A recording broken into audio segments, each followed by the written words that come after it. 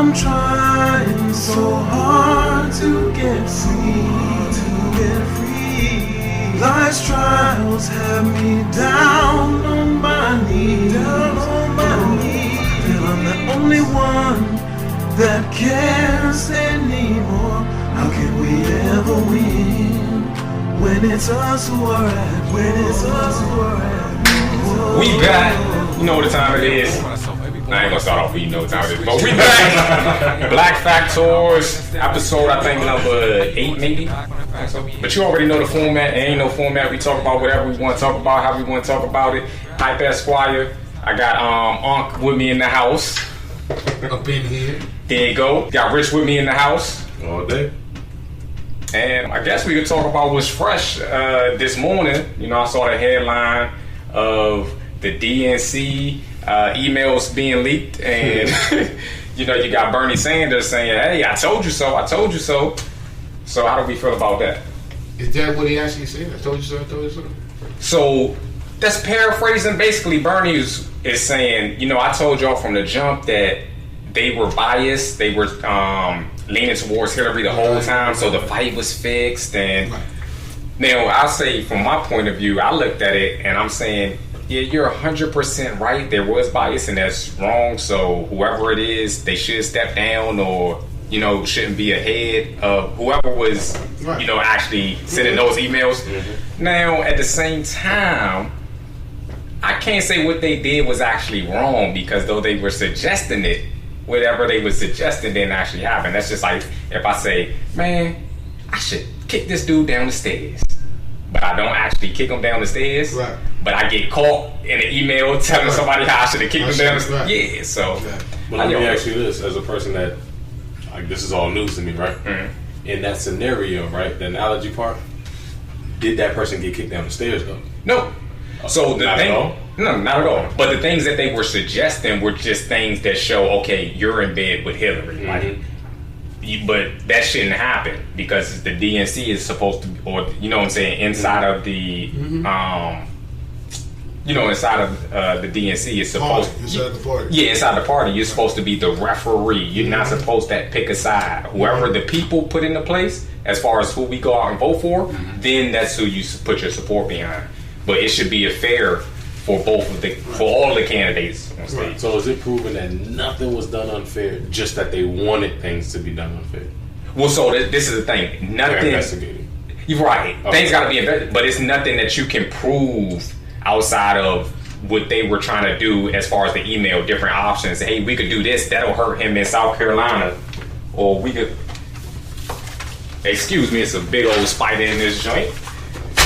So Rich about to send him to his demise. And if Peter got anything to say, you can holler at Rich. It wasn't me. I told him to let the man go.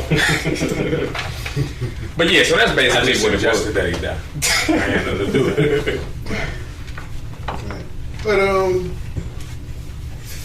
situations like this right here, like we was talking about, let's just say a favorite, like a basketball coach has a favorite player that he would like the last play to go to. Right. Kevin Durant and Russell Westbrook. So they already know that 9 times out of 10 the play gonna get designed for Kevin. But Russell is saying to himself, I think I should, you know, and it's the same scenario, you know what I mean?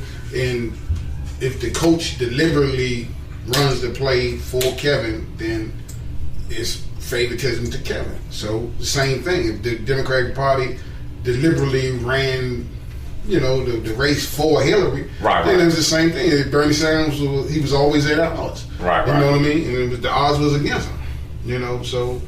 Now, do you think that Bernie is going to hit a Ted Cruz after this is coming out? Is he going to do what? Hit a Ted Cruz. Get up there and say, I want you to vote for whoever you believe up and down the ticket. I say no only because he doesn't want Trump. Yeah. Yeah, but you got to look. Ted Cruz don't want Trump either. Hey, listen. Ted Cruz is taking Hillary. Yeah, but Ted Cruz is taking Hillary. You see what I'm saying? Hillary. All you know what I mean? Over Trump. Right. And Ted Cruz is, as far as I'm concerned, I think Marco Rubio is probably sort of in the same boat, but Ted Cruz is more vocal with his. You know what I mean? He let it be known. Yeah. You know what I mean? I do not like him. That was crazy. Yeah, I do not like him, and I ain't gonna never like him. I don't care who like him.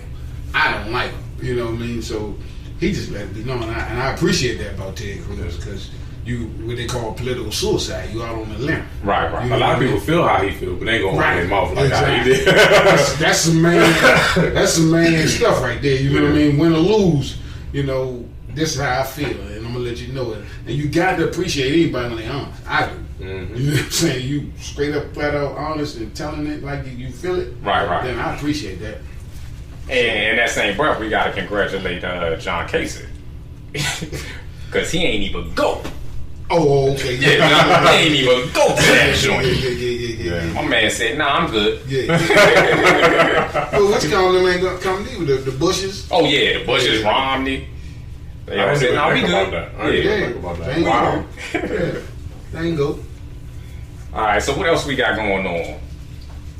Well, Did we feel some type of way about Melania Trump's speech? I just think that it was kind of sort of a situation, a situation at a bad time. Let me say it like that. It was just a simple situation. It was just at a bad time. And because it appeared that she did plagiarize some of Michelle's speech, I mean, why would she do that? You know, at this point in time, this is time for her to shine. Right. So you gotta know that this woman wouldn't have deliberately got up there and put her foot in her own mouth. You know what I'm saying? She wouldn't have done. I don't think she would have done it. My common sense tell me she wouldn't have done it. You know what I mean? Because it's gonna make her firestorm. And you trying to win people over. You ain't trying to show people that, look, I love her so much. I'll say everything she said. Right. Hey, no. But my thing is, nobody in the media, and I'm talking about both channels. I'm just saying Fox News, but MSNBC, CNN, everybody talked about how they did her so wrong, but nobody said she lied. Because she said she wrote it with very little help. Whoa. She did say that, and that's what I was going to so that's my the thing main was point. there was no beef because I'm like, well, clearly you're not the Obamas. Right. Clearly you don't have the education and the savvy, so you just wrote what they told you. I mean, you just read what they told you to read. But she really did say that. Right. They have the audio and visual. Yeah, I did it with very little help. And did you see Trump's face when she said it? Hey. Eyes went to the side. You know, walk out on the plank. You know? Good gracious. You basically on a toothpick out there. Right. You know, I'm talking about that crack.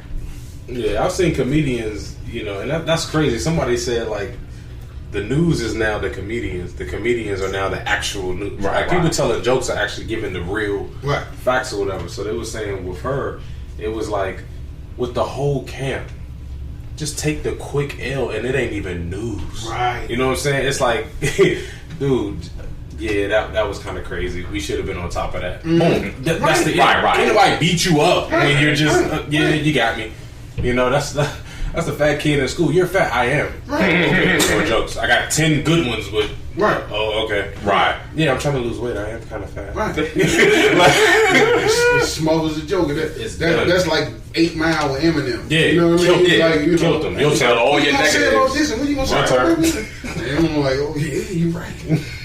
Let me go first. and I slaughtered him because I knew that's what he was gonna talk about. It's the same She scenario. literally said And- she wrote it. Yeah, and then when she said, "Now I ain't never heard her say that," but Yeah. you know, that she creamed herself with that. You know what I mean? She can't come back off of that. Crazy. And what else we got to talk about? What else happened this week? Come on. Fresh. Hands up, don't shoot. It won't stop. Yeah, hands up, don't shoot. How do we feel about Black Lives Matter? How do I feel about Black Lives Matter? 21st century civil rights movement? Mm-hmm. Something that shouldn't even be in existence. Yeah. You know what I mean? Right. Something that shouldn't even be in existence. I got a Jet magazine with it has an article on the inside of it, but on the front of it it has George Bush Jr. And he's in the Rose Garden or whatever at the White House, and he has like 20 to 25 African American congressmen and mayors or whatever standing behind him, and he's signing an extension of the Civil Rights Voting Act. He's signing a 25-year extension of the Civil Rights Voting Act. And he signed this in 2006. He signed it in 2006. It was due to expire in 2007. So when Lyndon Baines Johnson signed it in 1965, which it became law in 1967, it was due to expire in 2007. So George Bush signed it a year prior to its expiration. And these folks were standing behind him, smiling and grinning, and I'm sitting there saying to myself, if the Constitution is correct and every American citizen has the freedom, then what would you need to sign any? Yeah, you know, I'm just as free and equal as to this land and to the opportunities that's in this land as anybody, not just a white man. But right, when they wrote the Constitution, slavery was still alive and well, right? Yeah, the Constitution. I believe it was written before slavery. Yeah, that was way before. Yeah, it was before slavery, if I'm not mistaken. I don't know. Yeah, that's what it was. Yeah, it was written before slavery. So yeah, the Constitution didn't do nothing for us anyway. Right. You know so what I'm saying? basically, what I'm saying is, because remember, we weren't people. If I'm an equal citizen in this land, and I'm privy to everything else anybody is privy to, in particular white folks, why would you need to sign a Bill of Rights for me to vote, let alone for a 40-year period, then extend it for 25 more years. Right. And then you got not for an affinity. You know what I mean? 25-year addition extension. That's like getting a 25-year more lease on your apartment or your house or something. You know what I mean? So what I'm saying is, I'm looking at this and I'm looking at all these black folks that's older. These people 50, 60 years old. Yeah. Why is I'm reading this and I'm pissed off to no ends, and y'all standing in the picture smiling? I mean, am I the one? You know, right. Am I like out of touch, or is this like irking me to just different bank accounts? That's all. I guess different, you know what I mean? Different dimly lit rooms. Exactly. And bank account transfers. It's ridiculous, but it's going to come a time where white folk will become minority in this land. Now there you go. If not, if Trump can happen. And I believe if Trump is in that White House, he's going to cause nothing but pure chaos. And, of course, if he does, then white folk going to be, they're going to have a pass to do any and everything. Right. They just going to have a pass. I mean, you white, you felt like you was in danger. Makes sense. You slaughtered them. Hey, you got to protect your family, It's going to be like a purge. If he get in all day long. That's what we were talking about before. It's like these jokes that aren't jokes. Yeah, right. It's literally going to be like they not jokes. Anytime you're on your back, your hands are up. Yeah. That's You get shot. And I thought it was a joke. I'm like, come on, where's the punchline? He said, I actually asked him. Yeah. Why you shooting me? I don't know. And the God's honest answer was, I don't know. Now, of course, the white officer is going to say, that ain't what I said. That's his response to it. Was it recorded? You know what I mean? Because now it's your word against my word, even though you're the victim. Right. But I'm still the laws. I didn't say that to him. You know what I mean? That's his defense. But what's his defense to shoot him? You know what I mean? I ain't gonna say his defense. That's his argument to what he said. I don't know why I shot you. That's crazy. Just felt right. Right. You know what I mean? I mean, you're here, I got the gun. Payback for Dallas and Baton Rouge. Yeah. I should have shot you in the head. There's too many people watching, dude. You know what I mean? And I truly wouldn't have been able to lay this one down. You know what I mean? But hey, it's the day and time we live in. And I'm not saying it in a way of like, let's just accept this the way it is. I mean, I tell people all the time, If you plant corn, you're gonna grow corn. If you plant tomatoes, you're gonna get tomatoes. If you promote violence and destruction, then that's what you're gonna get. Every day, all day. That's what you're gonna get. You know, you selling AR-15 or a shotgun, anything like that from a local Walmart, and not expect someone to use it. You know what I mean? One of these days, eventually, as soon as they get upset or mad at somebody, they run home and be like, yeah, I'm gonna fix this problem.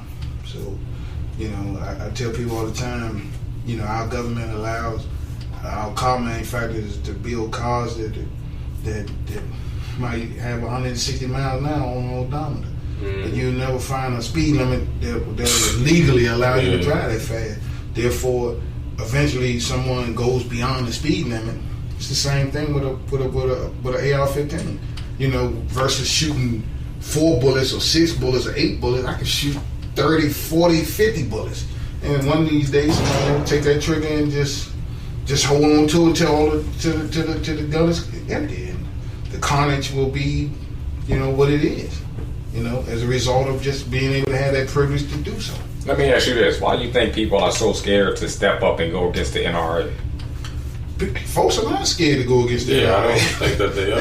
Or on the Democratic side? I don't think they're afraid to go against them either. I just think the NRA is just like an institution that's just literally untouchable. That's what makes them so untouchable?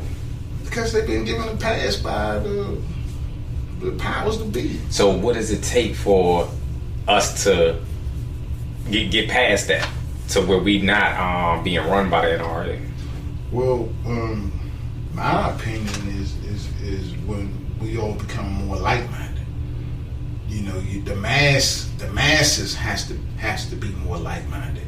You know, we have to be more involved versus like, you know, I went to college and I got good grades. I stayed out of trouble and I got a good job, and that ain't my life. You know what I mean? That ain't I ain't got nothing to do with. I did with everything I was supposed to do from elementary to middle school to high school through college. I got a job making $130,000 a year.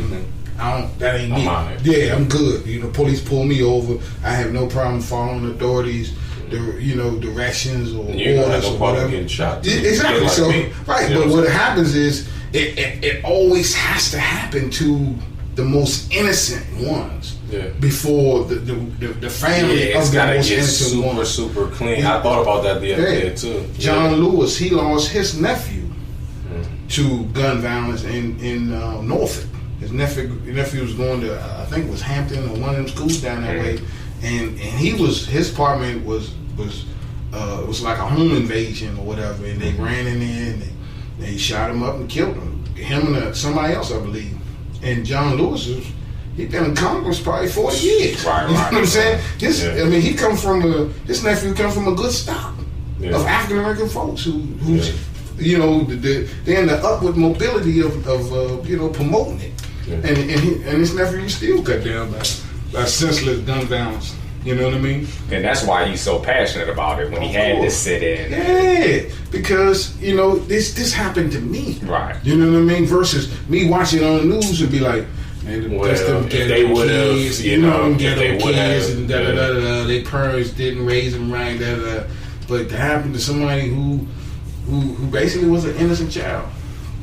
You know? But I'd like to welcome my daughter aboard. Hey! Little cuz in the house? Yeah, she up in. She got something good to say, man. She might be a little bashful about saying it. You don't have no audience. Jack is over there. Just the people in podcast. Unconscious. You got to worry about her. So enlighten us on some of your thoughts and views of what's Black going Lives on. Matter, the innocent killing of so many African American men, and things that you may have witnessed yourself.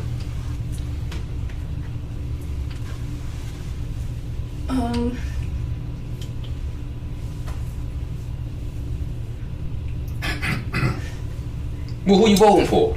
Yeah, who you voting for? Well, I would have voted for Bernie Sanders if I was old enough. Okay, go ahead. Talk. What you like about Bernie?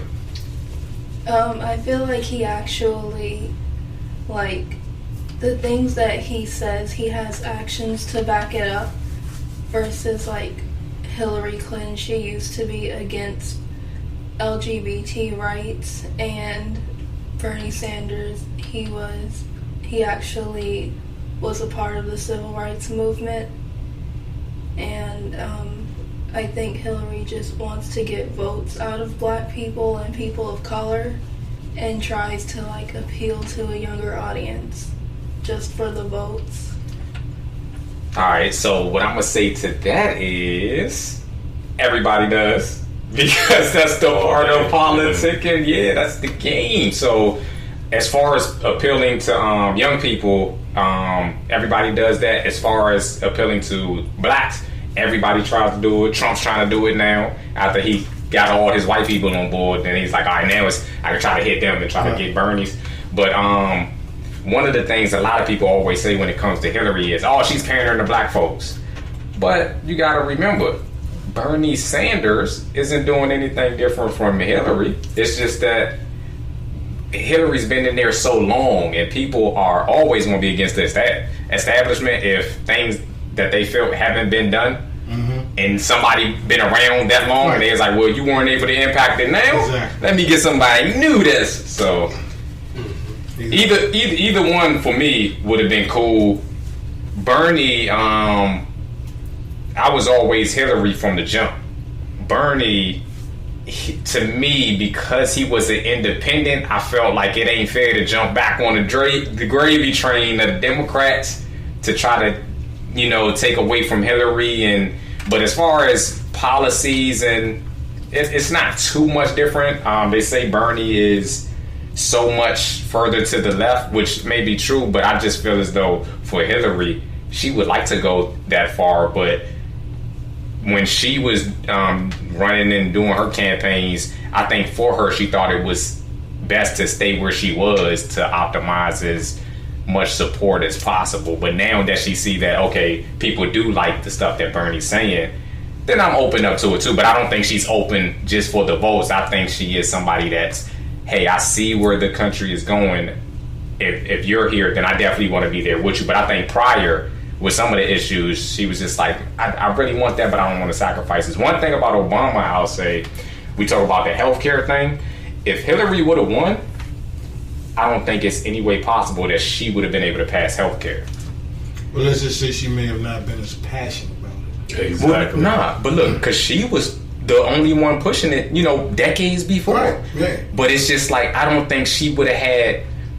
Okay, first, the support thing is an issue, but secondly, I don't think she would have made the sacrifice that Obama made. Remember, everybody wanted the single payer and all of that, so I don't think, or a lot of Dems were mad at Obama for getting it through, but not having this or not having that. I don't think Hillary would have pushed it through if it didn't have this or didn't have that, but at the end of the day, you wouldn't have it at all. Right. So, just different things, but yeah, I think it's everybody do anything better than Trump. But how do you feel about Tim Kaine, vice president? Who's that? That's the running mate. Thank you. Yeah, I hear you. I'm 33 years old, and who's that? That's the safe pick. Running mate. Her presumptive vice president, if she was to win I thought it would be Bill. the election. The Presumptive white vice president of the United States. Now, was he one of your picks? When he was on that short list, I always figured it would be him. Okay. I, more than anybody, wanted Elizabeth Warren. Like, I think that would have been amazing. I literally thought it would be her, and then today I was hearing all this stuff about him. Yeah, like if it was Elizabeth Warren, because you know who hates Elizabeth Warren? Wall Street. Yeah. Oh, definitely Donald Trump, but Wall Street. And they was to the point that we're not even going to support you if you put her on the ticket. And it's like, to me, it would have been a shot at Wall Street, because everybody hates Wall Street. You know what I'm saying? So it would have been a shot at them. And it's like, okay, so what are you going to do? Vote Trump now? We know you still don't want them, so you're going to end up voting back with Hillary regardless. But I also like the fact that her policies are closer to Bernie Sanders. Right. And so a lot of people thought, of course, you know, with so much blood between, or bad blood between her and Bernie, that she wouldn't go the Bernie route, but she might do Elizabeth Warren, and they kind of decide, you know, along the same. I thought that would have been a great ticket, but it is what it is. They said, and you know, you never know if this is true or not, but it might have outshadowed Hillary having her on the ticket. Right. So, Really? yeah, overshadowed. Yeah, I wouldn't have saw that one. You know, just maybe the gossip of it. Exactly. But That as nonsense. far as the Which unfortunately that actually means something to you. popularity, I believe, you know. Well, let me ask you this, T. What issue is the most important to you going into this election? Of course, you can't vote yet. You're just out of that time bracket. But if you were able to vote, what issue is most important to you right now? Police brutality. Ah, okay. Wow. So what do you want to see change within the next 4 years? Police brutality towards who? Black people in America.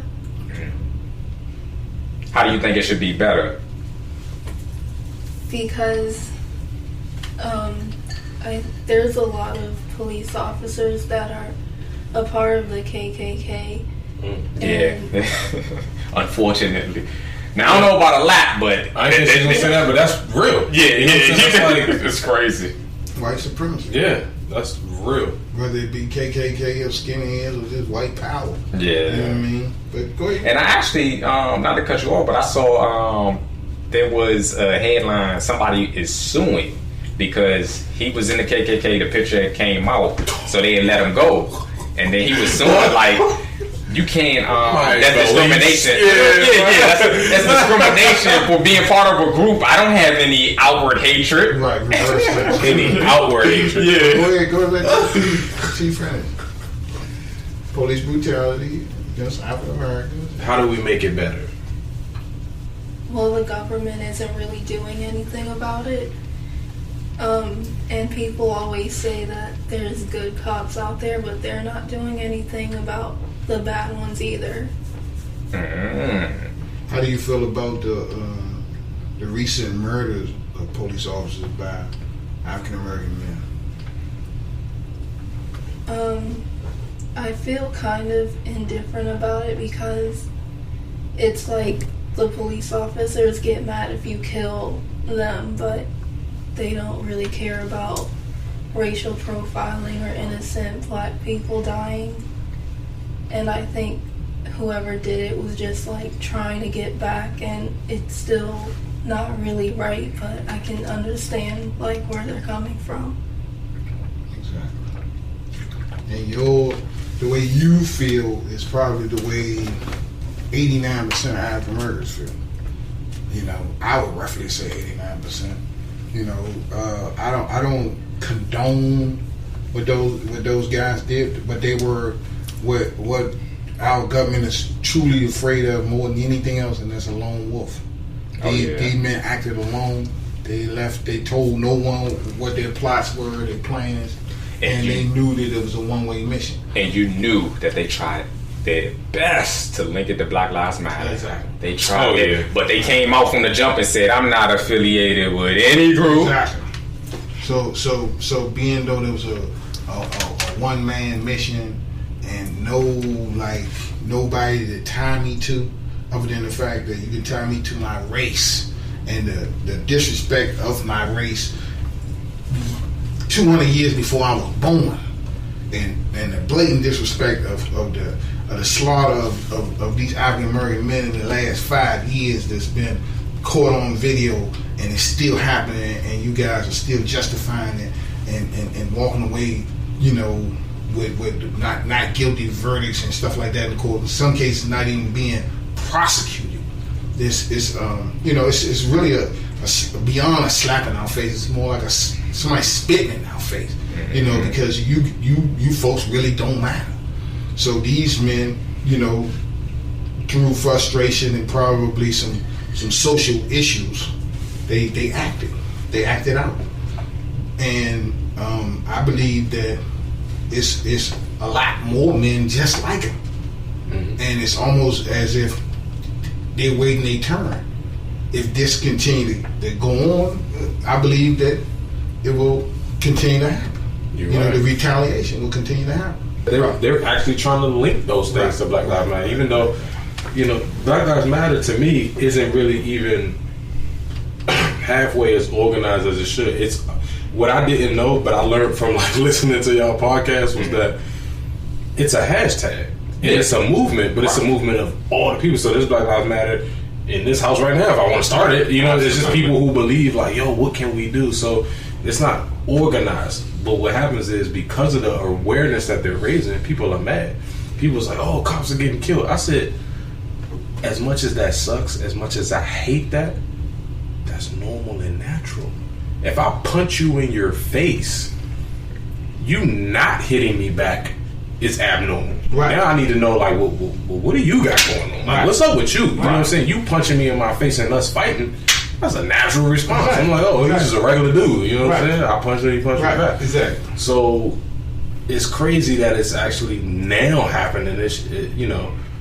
Again, it's horrible. You know what I'm saying? But it should have been happening with that logic. Right. Now here's the scary thing for me, right? Not a big conspiracy theorist and all that, but just trying to really open my mind. I feel like the way things are going, it's like, what else can we do to finally make these dudes punch back? What can we do, America? What can we, white supremacists, do to finally make them shoot back? White supremacists? Mm-hmm. One. Sound crazy, right? So this is where my mind goes. Right. The crazy place. You speaking in as if you were a white supremacist. Right. Okay. We keep hitting them in the face. They're not doing nothing. Right. We need them to do something so we can get rid of all of them. Right. They keep praying. They keep going to church. They keep marching. Right. God dang, where Malcolm at? We even let one of them go up in the church and kill 9. Yeah, where Malcolm at? You know what? The little old lady was 87 years old. We got them unarmed. I tell you what, let's send one of y'all out and shoot them with their hands up. A therapist with an autistic kid. Right. God dang, that didn't work. I feel like they want a mass retaliation, so it can really be on and pop. And this is kind of sort of what the reason I think Donald Trump is going to be the next president of the United States is because I don't believe in the electoral process. Right. I think that's just make believe. Well, we was talking earlier. I don't know if it was on tape or record or whatever, but it's never really been fair. And that one big one was the oops. We let them find out. Which one? The Gore. The Gore thing. Oh, it's never been fair, but that was like, dang, we forgot to carry one. You know what I'm saying? They know now. Yeah. So, but back to Trump getting in the White House. Mm-hmm. Trump getting in the White House. If they want him in there. Yeah, it's just like a movie. You know what I mean? The Purge. It's Trump basically saying, hey, look, go protect yourself. You know what I mean? Protect yourself at all costs. If you feel like you in any kind of danger or whatever, shoot first, then ask questions. You know what I mean? Regardless who it is. No, not regardless who it is. Because if he murdered 9 people and still has the gun on him with bullets in it, let's use every tactic that we learned in school. Let's apprehend him. You know what? He's a little young. Let's get him a burger. Let's literally go to Burger King. Right. Yeah, so it does matter who it is. Right, but I'm saying this is Donald Trump as president. Mr. Trump. Right. I'm just saying, when worse come to worse. Worse come to worse, and if African Americans are still being, randomly killed by, white officers, and we, retaliate, and African Americans retaliate against the officers anywhere and everywhere, then Donald Trump is going to basically be like, listen, that's a great police, hey, you feel like you're some kind of thing, hey, take them out. Yeah. You know what I mean? Just then this is my thing. Slaughter them. Both are deplorable. Blacks being shot, innocent blacks being shot. I hate when I turn on the news and they say shot a suspect. Because I ain't a suspect, you ain't commit no crime. Right. You know what I'm saying? And then the cops being shot. That's deplorable. I will say though, when you look at the cops being shot, it's a different tone in their voice when they're speaking on both issues. Right. Like, I want them to have that same vigor when I turn on and I see a black male shot for doing absolutely nothing. Right. Not even the guy that was in the car that he shot in the arm, he wasn't even pulled over. The girl was driving. No, he was driving. Oh, he was driving. Okay, yeah, it's the way to take. Oh, okay. Okay, but he was driving. Yeah, he wasn't arrested for nothing. You know what I'm saying? He let him know he has a gun and he's registered and everything. Yeah. So he's getting the guy asked him to get his information. So I don't get how you could still call him a suspect. Right. You know. But what it was, did you know that the guy fit the description of a guy robbed? Right. And you know the description? Do you know the description? No, I know what he said. He said his nose. Big nose. Right. Yeah. He said his nose. But when you look at the guy who robbed the convenience store and you look at the guy who got shot, you know, he with his baseball cap on, he had dreads or plaits or whatever it is, and the guy that robbed the convenience store had plaits or dreads. It was hard to really tell. And he had a baseball cap on. But he didn't use that as a description. He said, I saw his nose. Yeah. His nose. It amazes me that... It would have just been so much better if you just said he looked just like him because of the hat and the dreads. Yeah. His nose. All description, you know, again, comedians say it and it's so funny, but it's actually the truth that we're living. A black person's description is, you know, between 5 feet and 6'2". You know what I'm saying? Yeah, right. Light skin to dark skin, like that. That white description is very descriptive. Right, very, very. You know what I'm saying? If you rob somebody, I'm getting pulled over. Right. And Hype getting pulled over. Yeah. Period. Right. You know what I'm saying? Because we fit the description. Right. That's sad. He was a Negro. And he was black. We're good. Even as Dave Chappelle, he said, hold on, he was black? Oh, no worries. Yeah. You know, we'll go to the sketch. We got it. Say no more. Well, you know what? We got to shout out D.L. Hughley because he's been on the forefront. Man, I got to say, look. D.L. Hughley is awesome. Yeah, man, he's the only one that's standing up. And you got to think about all the jobs that, there you go. You know, because a lot of people are looking at it as, man, I don't want to get too deep in there because I might be losing work. Right, because he's so awesome. I fear for his life. Yeah, I literally fear for his life. It's nothing the next month to hear how he did a drug overdose. Right. You know what I'm saying? Right. I'm like, yo, that brother, man. He's deep and intelligent. He's awesome, man. And to tell you the truth, it's a new love for him because I don't really like his stand-up. Right. You know what I'm saying? I really don't. I love you. I like it until you see his latest joint. I like it until he get into getting on people. Sometimes I like it when people do that, but I don't like when he do it. Oh, he don't do that on the latest one. Okay. The latest special. It's on Netflix too. I gotta check it out. Yeah. But yeah, I'm telling you, man. I told my wife the other day. I said, you know, it's crazy when you're going through it. It's a bunch of craziness, but you just don't realize like this is actually history. Right. I said, and so you know, my grandmother, she went through so much, even our parents, but it's about to get crazy. Yeah. We're really going through something, and it's about to get crazy. Right. And that's why I think Donald Trump is the perfect patsy for it. I believe he's the perfect patsy. You know, you need somebody in the leadership role to blame for the chaos. Right. And he is perfect. He is perfect. He already said that when he become president, no more police officers getting killed. How you gonna stop that? How you gonna stop that? Ain't gonna be no more of this and ain't gonna be no more of that. I mean, you just sound ridiculous. Did you see his co-writer for Out of the Deal come out?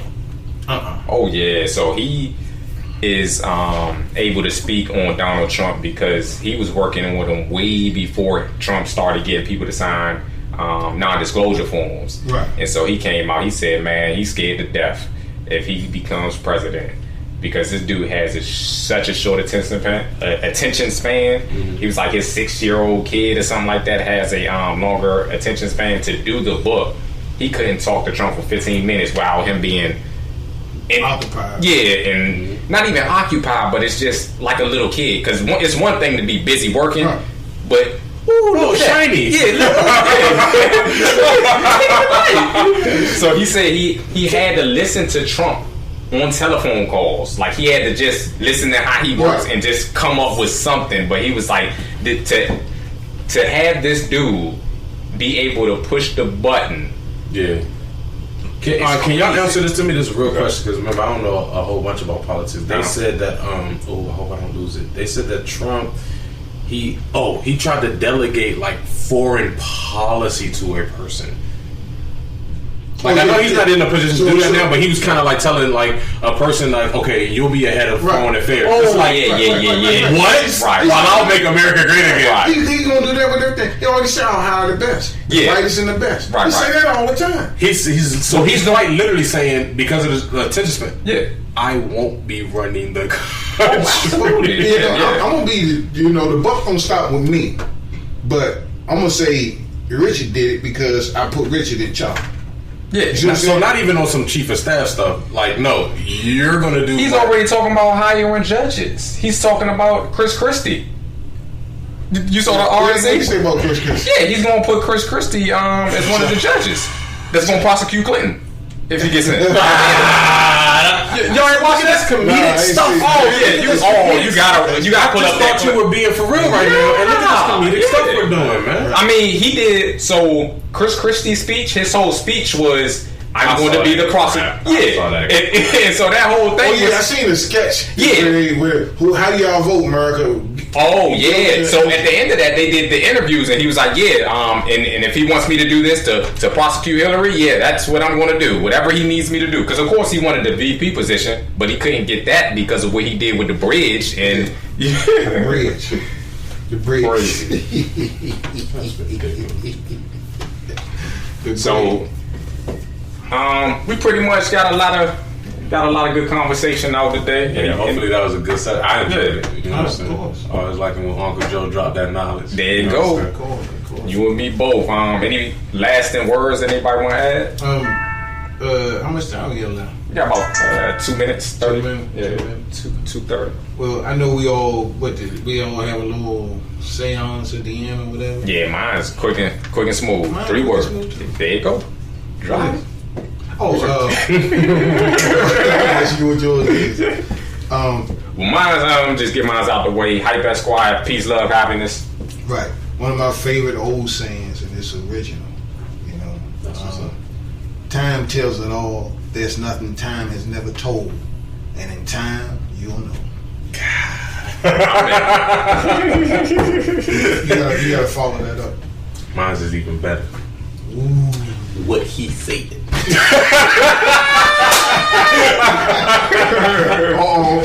It's on T. It's on T. Give us something. Bye. I love it. Yeah. And let me give y'all this little, something. I want you to write that down. Actually, to rock you, stay on your mind a little bit. Okay. We live in a new world where our currency is digital. Okay. And when they take the lives of the young black men and they award their families with money, which is basically money placed in an account on a computer, and they're given debit cards. And if they went to the bank, like Freddie Gray folks, if they went to the bank and they needed $1 million cash, it would probably take that bank about 3 days to get that money. The bank don't have the money in there. It's digital. Right. So to go on a computer and this is your son's life right here. Take this in place of your son. It's really a smack in our face. I was just about to say, a slap in the face. Yeah, because it's digital and it's backed by nothing, absolutely nothing. They can go on the computer and just like they can put money in your account, they can go in there and take it out. You know what I mean? So it's just that simple. And we live in a world where we believe money is the most important thing to our existence because we have been put in place where money. I just thought about it the other day going to 7-Eleven. I said it literally ain't nothing in 7-Eleven less than $1. Right. Literally, I mean it's hard to find anything in there under $1. So we just live in a messed up digital world today. Sure enough. And on that note, we out. Thanks for listening. Come back next week. We have a little more for y'all. For sure. I'll be here. Life's trials have me down on my knees, down on my knees. And I'm the only one that cares anymore. How can we ever win when it's us who are at, when it's us who are at, when it's us